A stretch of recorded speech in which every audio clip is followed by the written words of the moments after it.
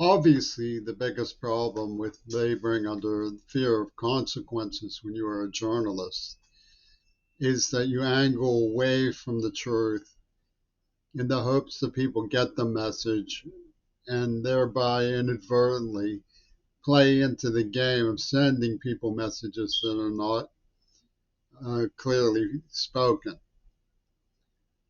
Some people call this murky messages.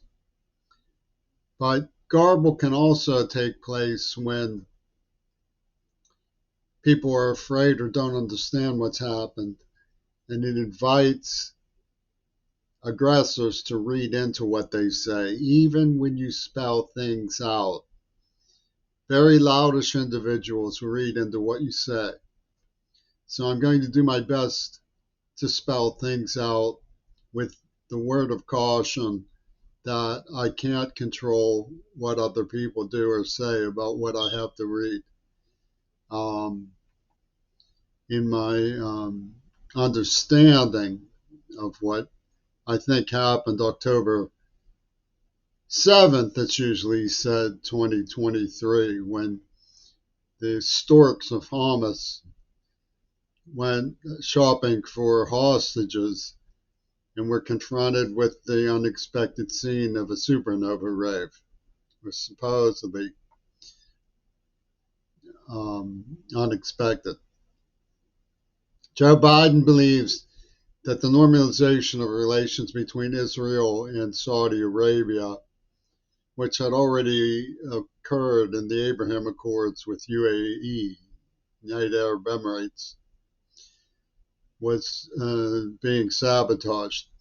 Let's look at Resolution 242. The Hitler-Reagan administration wouldn't recognize Palestine at all because of Resolution 242 being rebuffed, recognizing Israel's right to exist.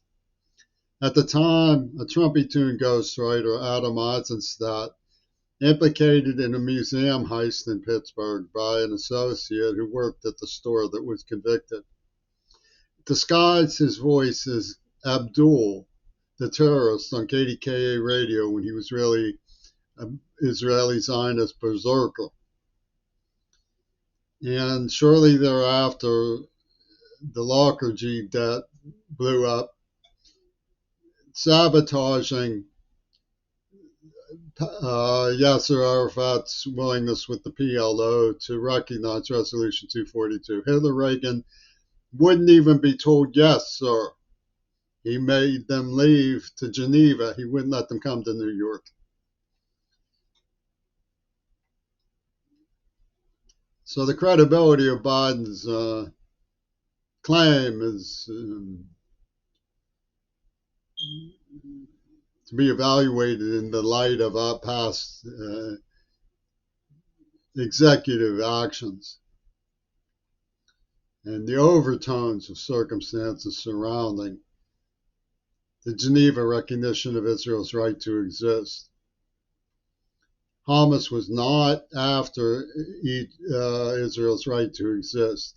They were trying to get hostages from a military barracks, take prisoners of occupation criminals to exchange for innocent Palestinians and to try to get the peace negotiations started by all appearances.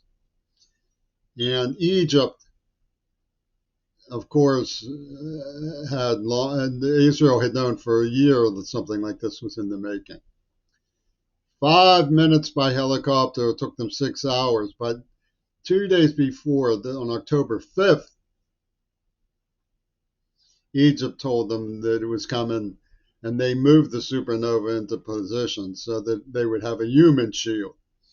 And when the helicopters finally showed up, they went rat-tat-tat-tat, boom, boom, boom, boom, boom, their own kibbutzes and cars and automobiles, and killed as many of their own people as they could. So hundreds became a warped story about beheadings of children. 1 or 2 children died, probably at the hands of the Israelis. We don't know. Best estimates is about 700 people died, and how many of those were by Israeli firepower, we don't know. But we do know that Netanyahu was funding Hamas and his berserkers have played Abdul in the past. So it looks like an old get 'em out by Friday story. Netanyahu probably even knew it was coming. That's why they let their guard down, to let it happen. That's why they moved human shields into place, to make sure there was gripping bloodshed. And then they launched all form of tabloid media pollution, all form of lies.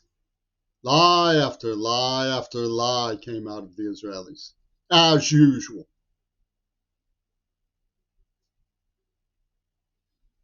What came after is forever human history.